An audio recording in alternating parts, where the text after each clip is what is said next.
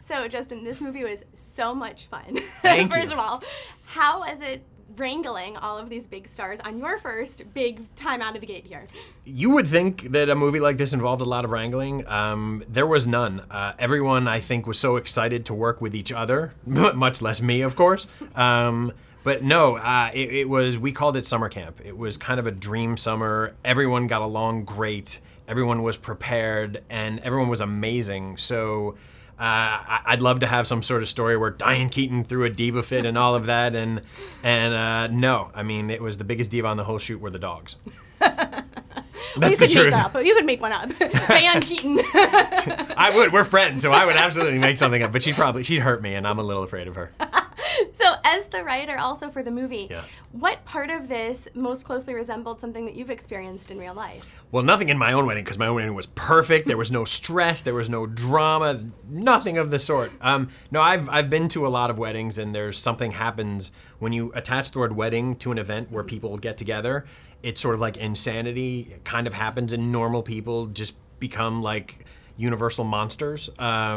And so as a writer, it's kind of like, it's almost a layup just in terms of putting a bunch of characters into one area and letting them kind of bounce off each other with the craziness and all of that. So there's some resemblances to real weddings that I've been to, but thank God not my own. Right, hi honey. Right. Yeah, I love you.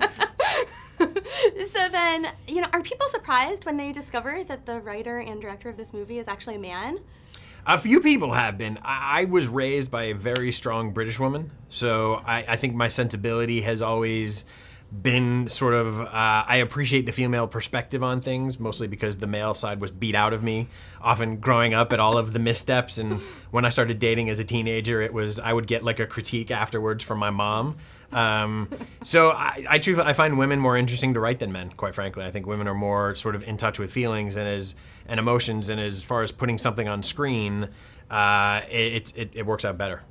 Well, that's interesting, especially since your first big movie that you wrote, The Bucket List, was very male-oriented. Yeah. So was that a conscious decision that most of the storylines were female-driven in this movie?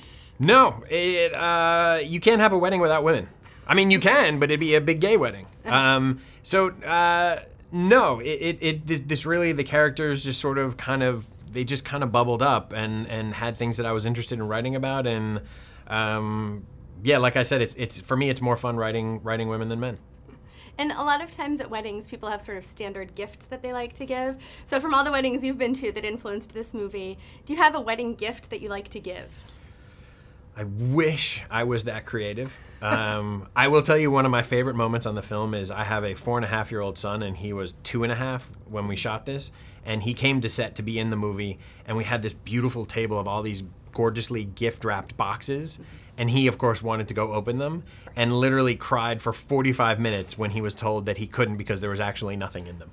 So at the end, did he get to at least just open them to feel like he's opening something? No, he was grounded. No. So, well, I hope he's going to get some good gifts to make up for that, because that's got to be rough, seeing a whole table of gifts. It was very tough for him. Well, he got to stand there in a scene with Diane Keaton and Robert De Niro and Robin Williams and Susan Sarandon, none of whom he knew, all of whom he thought were probably strangers trying to get him. So one day he'll appreciate the gift of that picture. And so one last question for you. Yeah. Did you have a favorite scene in the movie? There were so many that were like laugh out loud, gasp out loud, heartwarming. My favorite scene to film, I mean, truthfully, the whole thing was my favorite because with these actors, I mean, I'm just lucky to be there. My favorite scene to film was, I think, the kitchen scene with Robert De Niro and Katherine Heigl.